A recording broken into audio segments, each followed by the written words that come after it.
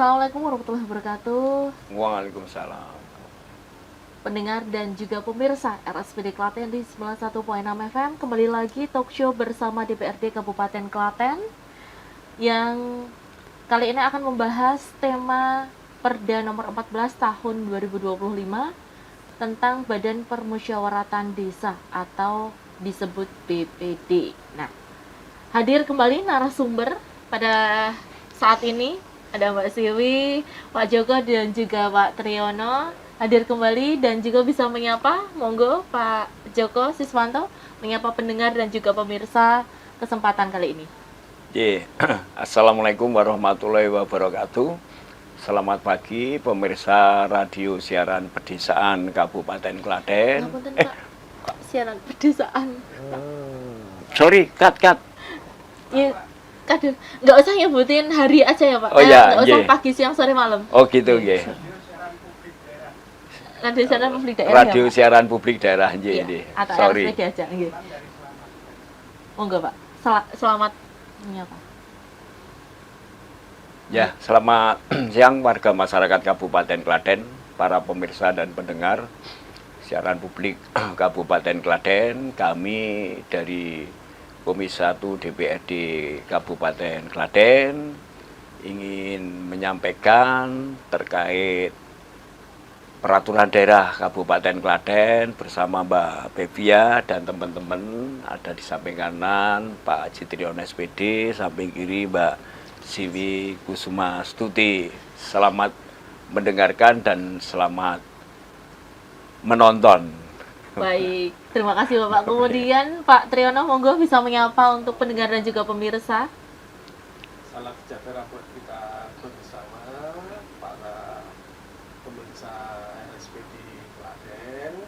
Pada kesempatan ini saya dan Pak Ketua Komisi 1 dan Sekretaris Komisi 1 akan memberikan beberapa peralihan perubahan dari yang lama nomor 5 tahun 2017 menjadi nomor 14 tahun 2025 yang nanti akan kita jelaskan secara gamblang berkaitan dengan BPD yang ada di Indonesia. Baik, terima kasih Pak Triyono. Kemudian Mbak Siwi bisa menyapa pendengar dan juga pemirsa terlebih dahulu. Terima kasih ya Mbak Fe. Iya. Assalamualaikum warahmatullahi wabarakatuh. Kami sampaikan kepada pemirsa dan pendengar RSPD Kabupaten Klaten dimanapun berada, semoga selalu dalam keadaan yang sehat dan diberikan rezeki yang berlimpah. Amin. Baik, dan tentunya masih semangat di kesempatan kali ini dan juga tidak bosan untuk memberikan informasi kepada masyarakat Kabupaten Klaten. Nah, kita membahas tentang BPD. Nah, BPD itu apa sih? Dan bisa disampaikan Pak Joko, monggo. Oke, terima kasih Mbak Bevia. Jadi BPD ini singkatan dari Badan Permusyawaratan Desa atau yang lebih akrab parlementernya desa. Iya. Nah, BPD ini dulu sebelum reformasi itu namanya LMD, Lembaga Masyarakat Desa. Setelah reformasi, LMD ini diganti dulu juga BPD, tapi Badan Perwakilan Desa. Karena Badan Perwakilan Desa, para pengurus dan anggota BPD di masing-masing desa se-Kabupaten Klaten, bahkan mungkin se-Indonesia, waktu itu terjadilah miskomunikasi dengan para kepala desa. Karena beranggapan bahwa Badan Perwakilan Desa itu merupakan suatu wakil rakyat, seperti halnya DPR, Dewan Perwakilan Rakyat. Iya. Jadi seakan-akan para kepala desa ini banyak yang diintervensi oleh BPD karena mereka mengatasnamakan wakil rakyat. Nah, berjalannya waktu setelah banyak masalah, banyak laporan, akhirnya dirubahlah menjadi Badan Perwakilan Desa, Badan Permusyawaratan Desa. Jadi kedudukannya hanya setara karena sebagai mitra kerja. Maka Badan Permusyawaratan Desa ini salah satu tugasnya mereka karena mitra kerja dengan pemerintah desa, maka dia harus sinergi di dalam melaksanakan tugasnya dan harus harmonis dengan kepala desa. Nah, sekaranglah baru kelihatan kalau Badan Permusyawaratan Desa ini bisa berjalan dengan bagus. Nah, intinya itu. Nah, terkait dengan yang kita bicarakan pada pagi hari ini terkait dengan Perda nomor 14 tahun 2025. Ini perda terbaru yang baru disahkan pada tanggal 29 Desember 2025. Kenapa ini terbaru? Karena perda terbaru ini juga mengikuti Undang-Undang Desa. Di sana mengalami satu perubahan karena para kepala desa ini masa jabatannya diperpanjang 2 tahun. Dulu periodisasinya itu durasinya 6 tahun, bisa menjabat 3 kali. Setelah kemarin direvisi Undang-Undang Desanya dari 6 2014 menjadi yang terbaru ini, akhirnya sekarang regulasinya dan durasinya hanya 8 tahun tapi bisa menjabat 2 kali periode. Maka ini satu keuntungan bagi para kepala desa. Masa jabatan 6 tahun ditambah 2 tahun jadi 8 tahun. Nah, kemarin BPD-nya ini masa jabatan juga 6 tahun, yang akhirnya perdanya juga harus dirubah menjadi 8 tahun mengikuti seperti masa jabatan kepala desa.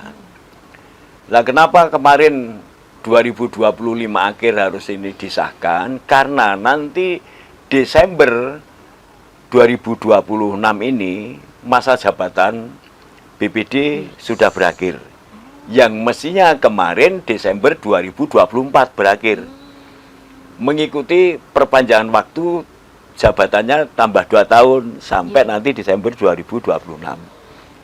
Nah, kenapa diperpanjang? Karena mengikuti masa jabatan kepala desa, dan nanti setelah reorganisasi bagi pengurus maupun anggota BPD yang terpilih, terbentuk, dilantik, nanti segera membentuk Palona, panitia pemilihan kepala desa. Karena nanti pemilihan kepala desa di tahap kedua Kabupaten Klaten ini akan dilaksanakan di bulan Mei 2027. Makanya tahapannya 6 bulan sebelum dilaksanakan, BPD harus sudah membentuk panitia. Nah, ini terkait dengan masa jabatan 2 tahun dan kepala desa juga 2 tahun. Nah, intinya itu, Mbak. Jadi sama-sama masa jabatan 2 tahun ya. Ya. Tapi 6 tahun ditambah 2 tahun jadi 8 tahun. iya. Kemudian kalau untuk tugas dan fungsinya itu seperti apa itu, Pak BPD? Fungsi tugas daripada BPD itu satu, mereka sebagai pengawas. Iya. Bersama dengan masyarakat. Tidak jauh berbeda dengan fungsi tugas DPR. Yang kedua, membantu membahas rencana anggaran pendapatan belanja desa. Otomatis kalau RAPBDes di dalamnya termasuk kegiatan-kegiatan yang tidak kalah pentingnya, biasanya kegiatan pembangunan di tingkat desa. Yang ketiga, memberikan partisipasi, baik itu saran, masukan, pendapat, termasuk kritik yang sifatnya untuk membangun. Yang keempat, memberikan kontribusi partisipatif bersama-sama dengan masyarakat untuk melestarikan yang namanya kalau di kampung itu gotong royong. Nah, ini juga BPD berperan aktif di sana, tidak hanya kepala desa, tapi BPD lah sebagai tangan panjang daripada pemerintahan desa di tingkat desa. Dan jumlah BPD ini kan harus gasal ya, Mbak, ya, ganjil sesuai dengan jumlah penduduk. Ada yang minimal 5, ada yang 7, ada yang 9, ada yang 11, tergantung jumlah penduduk. Semakin banyak, semakin anggota dan pengurusnya ini juga semakin banyak. Kemudian Pak, kan kalau BPD kan di desa ya, kalau di kelurahan apakah ikut BPD juga atau langsung kepada ke DPRD atau ke pemerintahan? Nah, bedanya desa dengan kelurahan. Yang pertama, kalau desa itu kan kepala desa. Iya. dan kepala desanya dipilih oleh Ya, masyarakat. Tapi kalau kalurahan ini lurahnya pegawai negeri, Iya, ditunjuk hidupnya tergantung dari APBD. APBD. Kalau desa berhak mengelola rumah tangganya sendiri karena punya potensi desa atau punya kas desa. Jadi berhak mengatur rumah tangganya sendiri. Tapi kalau kalurahan ini tidak berhak mengatur rumah tangganya sendiri karena tidak punya potensi, tidak punya istilahnya kas kalurahan, tidak ada pendapatan selain dari APBD. Maka segalanya itu tergantung dari pemerintah Kabupaten Klaten dan pasti kepala kalurahan ini ASN, Mbak, ASN. Nah, bedanya itu. Cuman kalau di kampung manggil Pak Lurah, manggil kepala desa juga Pak Lurah, Pak Lurah. Padahal beda. Kepala kalurahan dan kepala desa. Jadi untuk pemirsa dan juga pendengar, nah inilah perbedaannya Pak Lurah dan Pak Kades. Ya. Terkadang masyarakat seringnya Semua saja sama, manggilnya Pak Pak Lurah, Lurah, nah, Bu Lurah. seperti itu. Ya. Padahal beda. Ternyata bedanya di sini. Baik, Pak Triyono bisa menambahkan, Pak, monggo. Ya, menambahkan sedikit ya, Pak. J, monggo. Dengan BPD, kewenangannya memang yang dulu, Pak, Iya. sebelum krisis itu memang beda. Kalau dulu yang namanya BPD itu Badan Perwakilan Daerah Desa. di desa, tapi digunakan digunakan wewenangnya kepada kepala desa. Kalau dulu itu bisa memaksulkan kepala desa karena pertanggungjawabannya LPG-nya ditolak kalau dulu. Sama dengan DPR dulu seperti itu. Tapi berkat banyak sekali terjadi miskomunikasi, terjadi overload dari kewenangan BWD, akhirnya oleh pemerintah diregulasi lagi, Pak. Dibenahi lagi supaya supaya sinkron antara tugas BPD dengan kepala desa. Semuanya sekarang kan nyun sewu, tugasnya kan harus harmonis, harus bersama-sama. Dalam tanda petik, jangan sampai keharmonisan itu untuk sesuatu yang tidak baik. Jadi segala sesuatu perencanaan di desa bersama-sama dengan BPD untuk merencanakan semuanya, kebutuhan desa, perkembangan desa, penurunan kemiskinan, semuanya itu harus diperdeskan, Pak. Dan itu dilibatkan oleh BPD. Semuanya supaya apa? Supaya desa itu tetap bisa maju, pembangunan desa bisa maju. Jadi ada komunikasi antara BPD dan desa. Di samping itu, BPD juga berhak untuk mengkritisi kinerja kepala desa. Karena apa? Kalau tidak dikritisi, nanti kan juga punya wewenang yang overload juga, desa semaunya. Iya. Seperti itu. Diawasi kinerjanya seperti apa, on the track atau tidak, itulah sebagai pengawasan di desa masing-masing. Jalannya nanti jalannya pemerintah desa akan berjalan sesuai dengan koridor regulasi yang ada. Jadi biar tidak melenceng kerjanya itu melewati batas aturan itu ya. Ya. Kemudian kalau untuk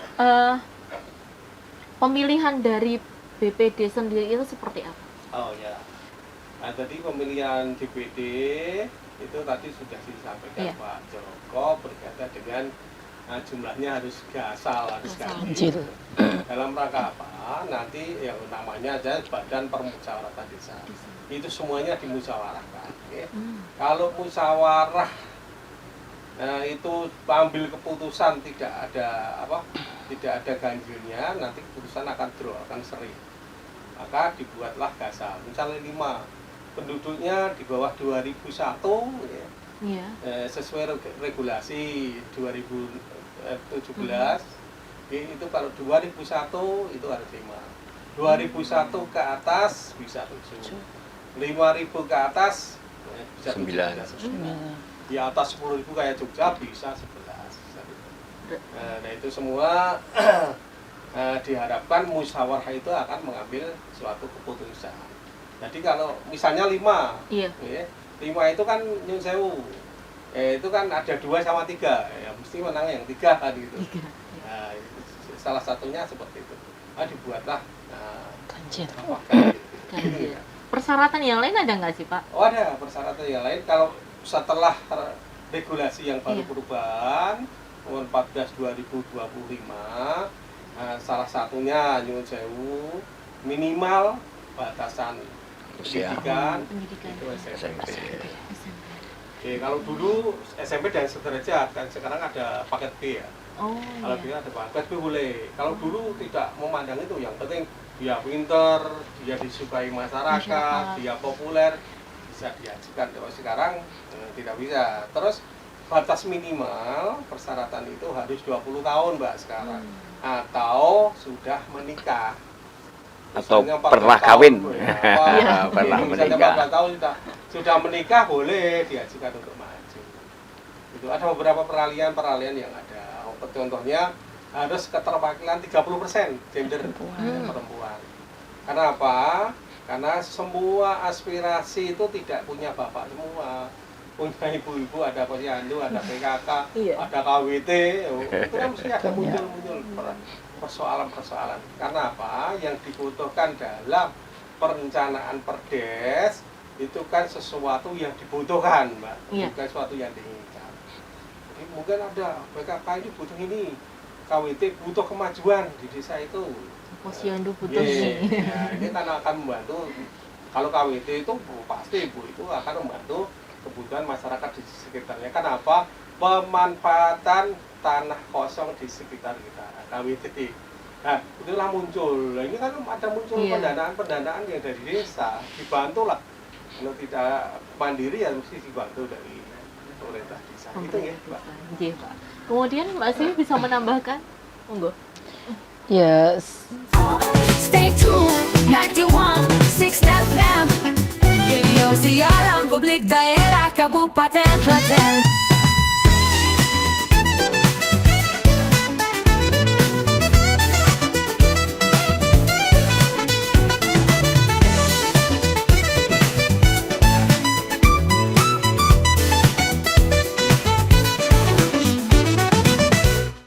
Campur sari, salah satu ciri khas harmoni Nusantara. Bisa Anda simak di jam 18 hingga 19 waktu Indonesia Barat dan jam 20 hingga 21 waktu Indonesia bagian Barat di program Campur Sari Nyamleng, hanya di radio kesayangan Anda. 91,6 FM Radio Siaran Publik Daerah Kabupaten Klaten.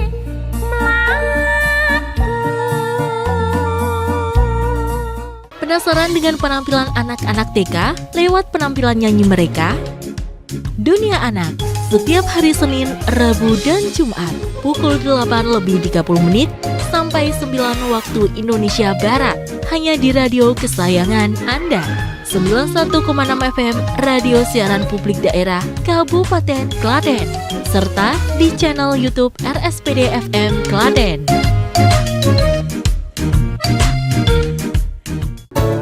Gerak harmoni sentuhan tradisi, langgam keroncong pop Jawa. Setiap hari pukul 15 hingga 16 waktu Indonesia Barat. Hanya di radio kesayangan Anda. 91,6 FM Radio Siaran Publik Daerah Kabupaten Klaten.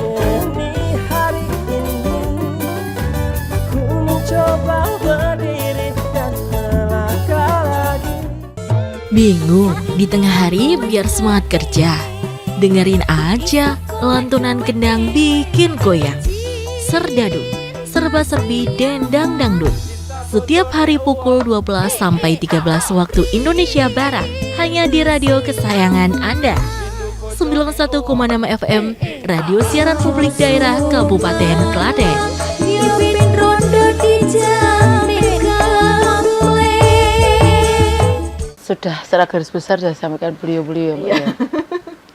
Jadi di dalam Perda 14 2025 itu adalah perubahan dari Perda nomor 5 tahun 2017 yang di sini pada intinya pokok perubahannya itu ada di 3 poin, Mbak. Iya. Yang pertama, masa bakti itu mengikuti kepala desa dari 6 tahun menjadi 8 tahun. Yang kedua ada afirmasi gender, yang dalam hal ini mengingat adanya keterwakilan perempuan sebanyak paling sedikit 30%. Ya, di dalam pokok perubahan afirmasi gender ini kami dari anggota DPRD yang mempunyai tugas pokok fungsi legislasi ya Mbak ya, dalam hal ini tentang pembuatan perda dan mensosialisasikan perda tersebut ke masyarakat, yang pada saat ini kami ditugaskan melakukan sosialisasi perda tentang PPD ini kepada masyarakat melalui kecamatan, yang dalam hal ini sesuai dengan wilayah dapil masing-masing. Kalau saya di dapil 1, Pak Ketua di dapil 3, terus Pak Wakil Ketua di dapil 2 gitu ya. Kami di sini ketika bersosialisasi, mungkin ini sekalian kami sampaikan ya Mbak, melewati siaran RSPD ini, bahwasanya dalam pokok perubahan di afirmasi gender yang mengingat keterwakilan perempuan itu juga ada pertanyaan, akankah jika nanti 30% itu tidak bisa terpenuhi atau tidak bisa dilaksanakan aturannya oleh desa, apakah pemilihan BPD itu dianggap sah? Nah, seperti itu kan Mbak. Menurut dari perda tersebut bahwasanya hanya ada kata-kata mengingat keterwakilan perempuan. Jadi Menghimbau. tidak himbauan. Jadi tidak mengharuskan bahwasanya keterwakilan perempuan sebanyak 30% itu dipenuhi oleh desa masing-masing ya. Seperti halnya ketika kami bisa mencalonkan menjadi anggota DPRD itu kan melalui partai politik masing-masing. Di dalam peraturan dari KPU bahwasanya setiap partai politik itu harus mengusulkan ya Pak, keterwakilan perempuan atau ada 30%. kuotanya sebanyak 30%. Jadi ketika partai politik tersebut belum bisa memenuhi kuota perempuan sebanyak 30%, berarti juga belum bisa mengikuti kontestasi politik atau bisa mengikuti pemilu itu. Seperti itu. Jadi dalam proses kalau BPD pengisian ya Mbak ya, pengisian BPD itu mengingat atau ada imbauan tentang afirmasi gender sebanyak 30% perempuan itu, namun pada saat proses pemilihan atau pengisian itu ketika yang terpilih tetap dari gender laki-laki atau bapak-bapak itu akan tetap dianggap sah ya, walaupun yang dalam prosesnya mungkin ada salah satu daerah atau dukuh ya Pak, dukuh. Ya, Perwakilan BPD itu kan perwakilan dari dukuh ya Mbak. Dukuh yang terdiri dari beberapa RW. RT dan RW ya. Jadi BPD itu mewakili masyarakat berbasisnya dukuh seperti itu. Nah, ketika mungkin kembali lagi ke afirmasi gender itu, ketika suatu dukuh itu dalam proses pemilihannya itu kan dilakukan penyaringan seperti itu kan Mbak. Itu mungkin bisa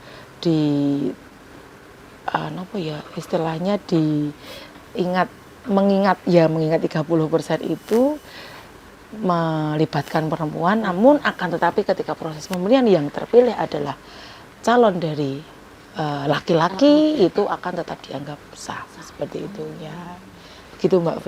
Jadi nggak harus ini ya Mbak ya, nggak harus perempuan yang 30%. jadi misalkan ya, itu nggak harus ya. Memang yang disampaikan Pak Tri tadi bahwasanya aspirasi itu tidak hanya dari kaum laki-laki atau gender laki-laki ya. Dalam hal ini ada ibu-ibu yang mungkin malah menjadi garda terdepan Mbak. Kita lihat saja Posyandu.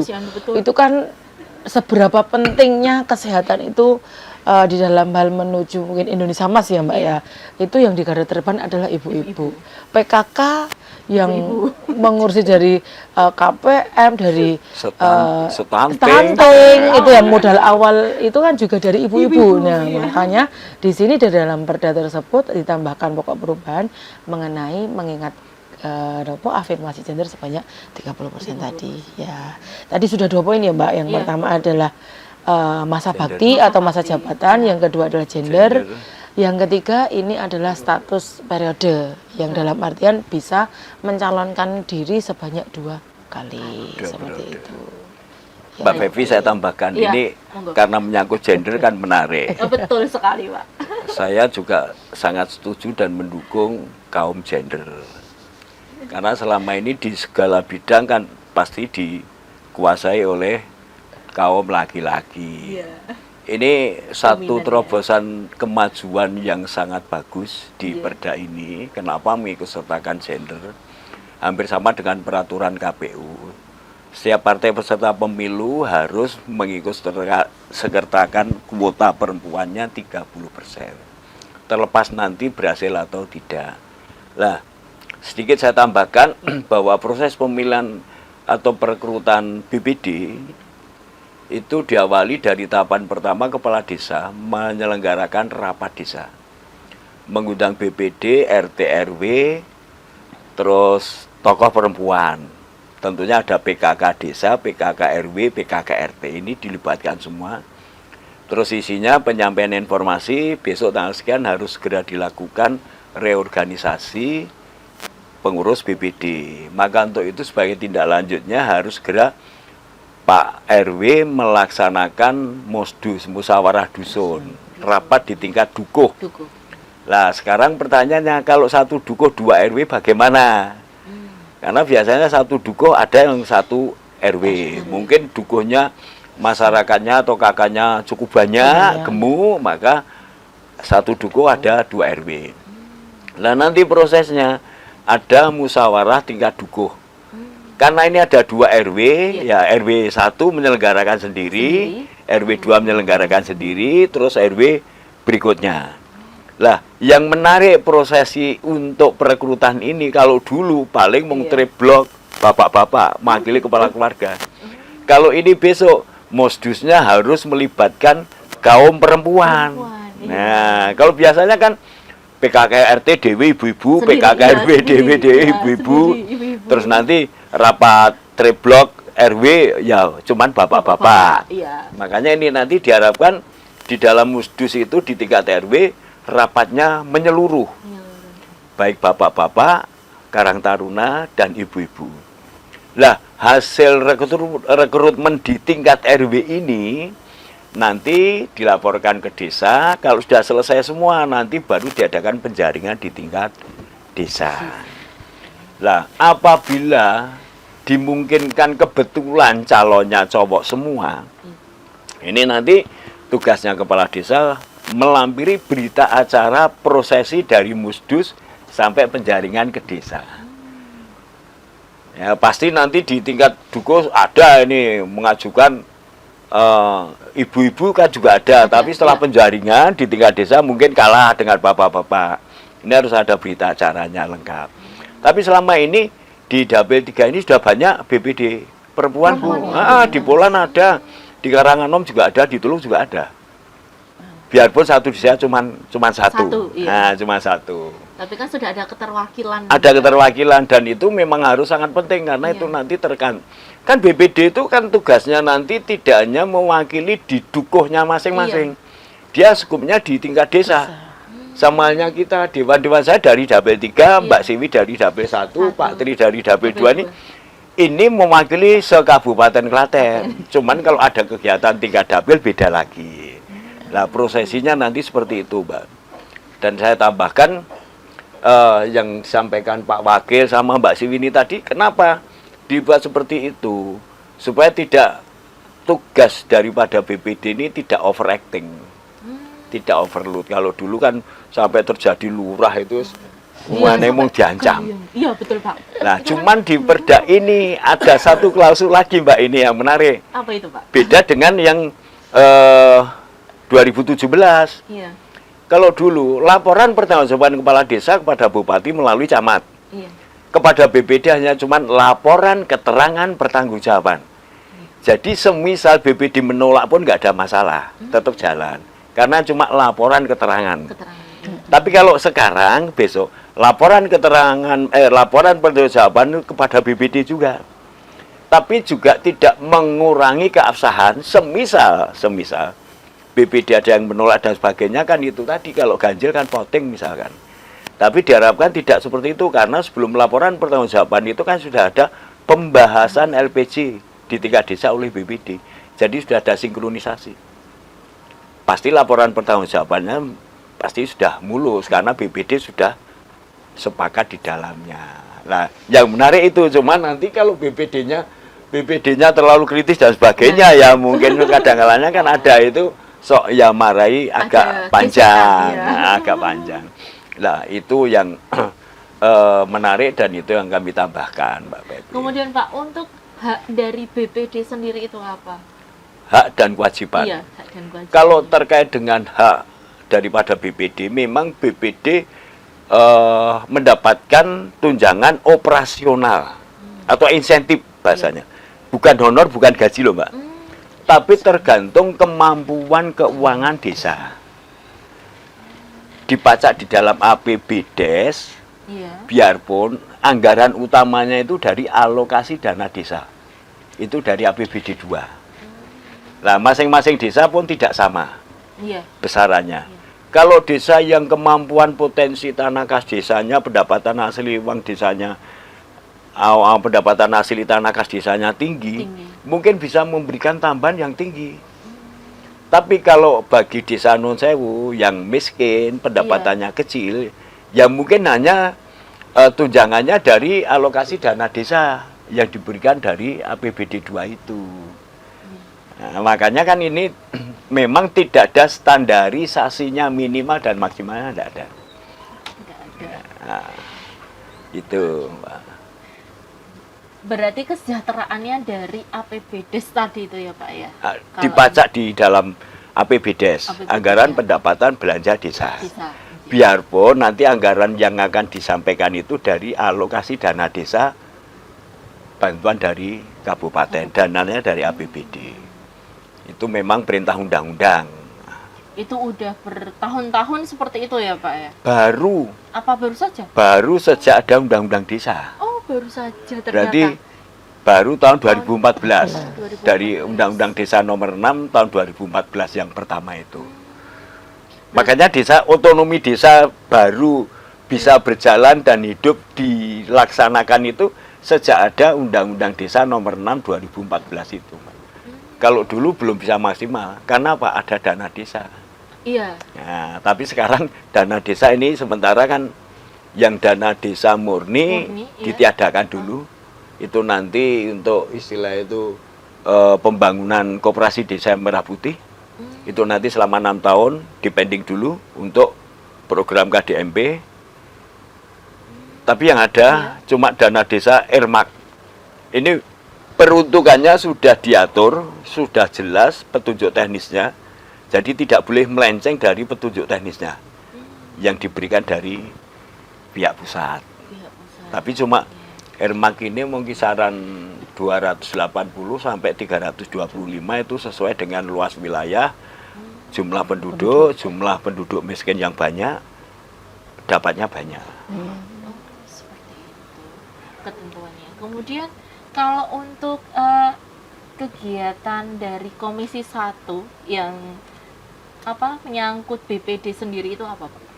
Kalau Komisi 1 menyangkut BPD, kebetulan kemarin kan pembentukan peraturan daerah.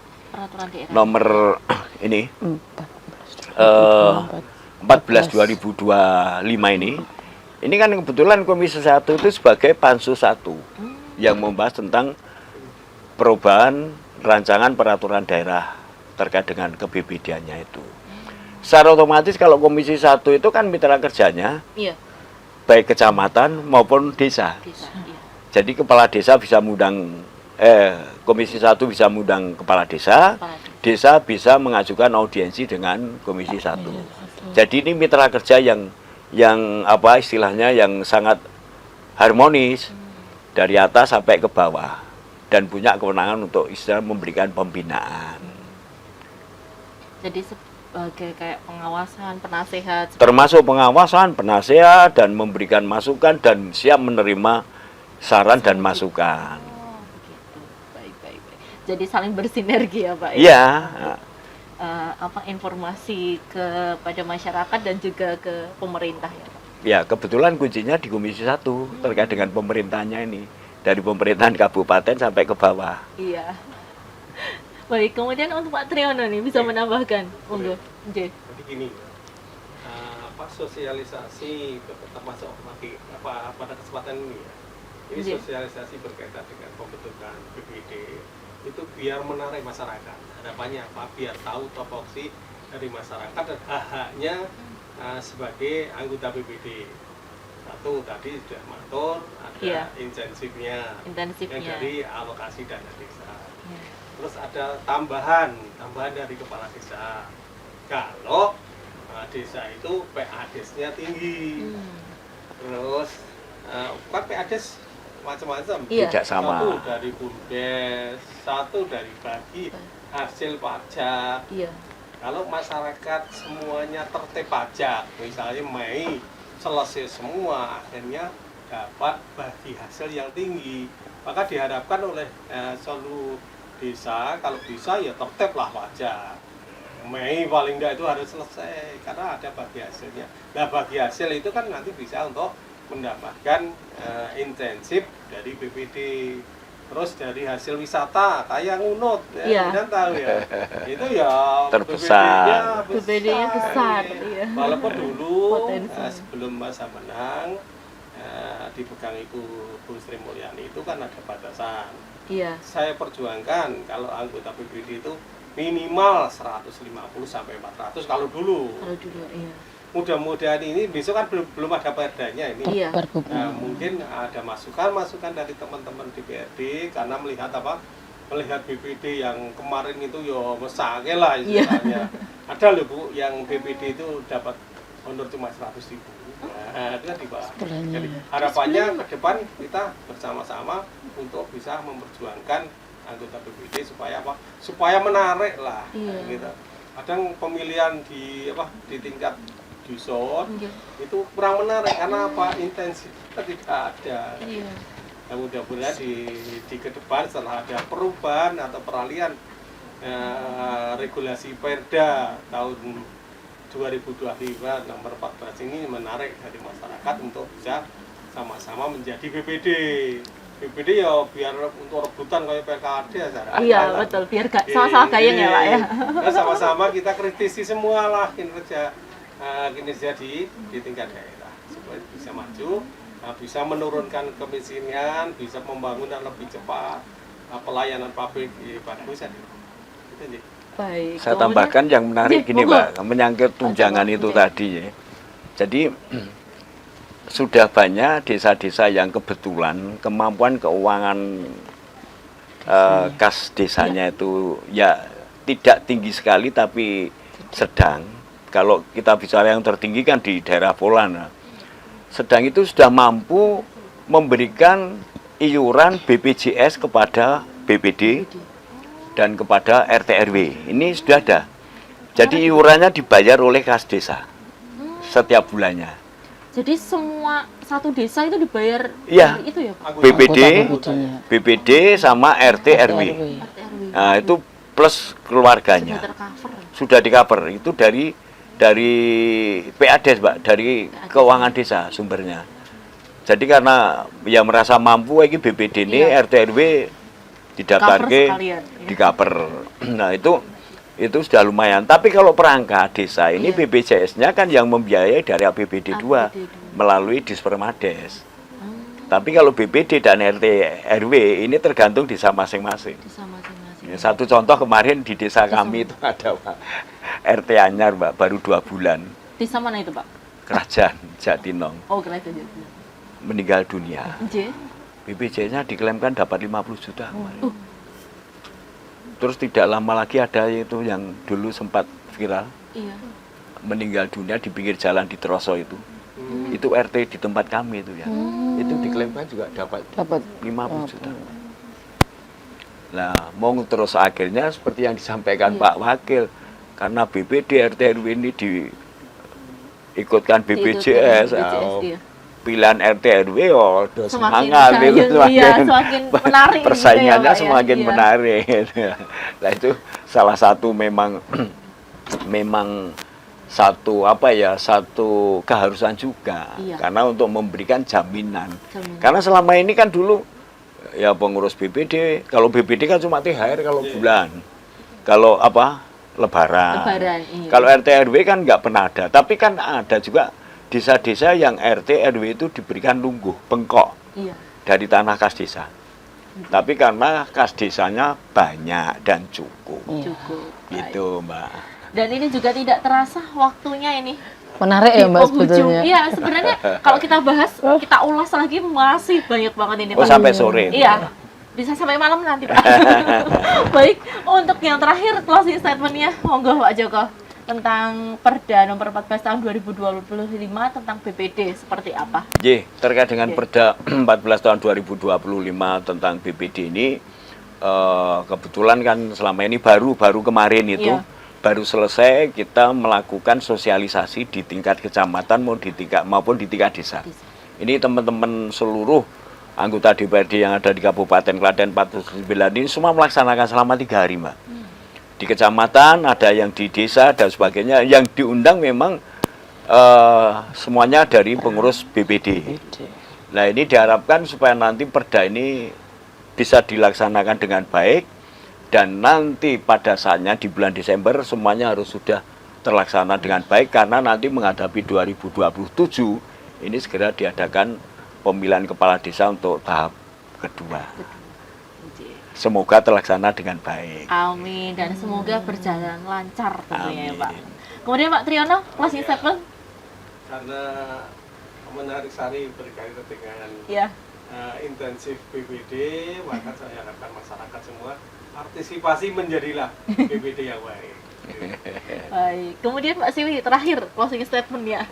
Karena singkatan saja ya Mbak. Karena tadi Mudah-mudahan sudah panjang keterwakilan waktunya. 30% terlaksana. Iya. Nggih, ya Mbak, closing statement-nya jadi di sini dalam kami tadi sudah sampaikan berkaitan dengan pokok perubahan yang afirmasi gender ya Mbak. Iya. Tentunya saya sendiri pribadi juga dari kalangan perempuan. Di sini kami titip pesan bahwasanya untuk menumbuhkan rasa istilahnya empati, rasa ketertarikan oleh kaum perempuan dalam pengabdian masyarakat melalui anggota BPD. Gitu.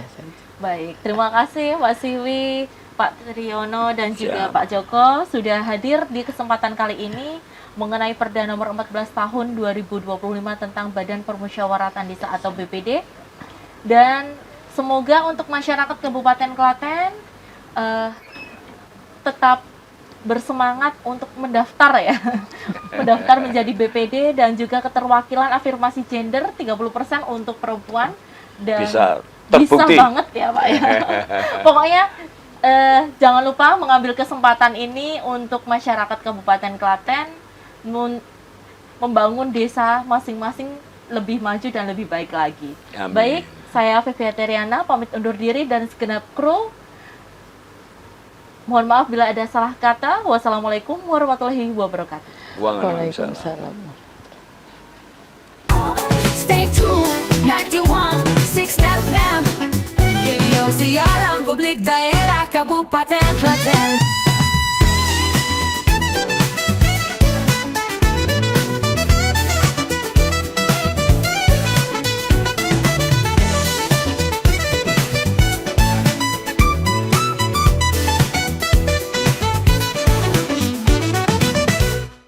Campur Sari, salah satu ciri khas harmoni Nusantara. Bisa Anda simak di jam 18 hingga 19 waktu Indonesia Barat dan jam 20 hingga 21 waktu Indonesia bagian Barat di program Campur Sari Nyamleng, hanya di radio kesayangan Anda. 91,6 FM Radio Siaran Publik Daerah Kabupaten Klaten.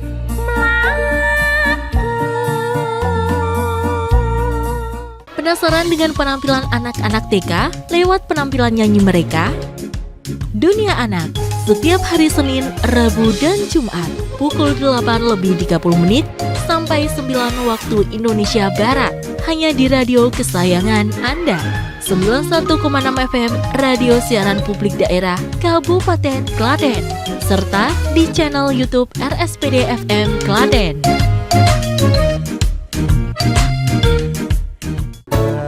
Gerak harmonis sentuhan tradisi, langgam keroncong pop Jawa. Setiap hari pukul 15 hingga 16 waktu Indonesia Barat. Hanya di radio kesayangan Anda, 91,6 FM Radio Siaran Publik Daerah Kabupaten Klaten.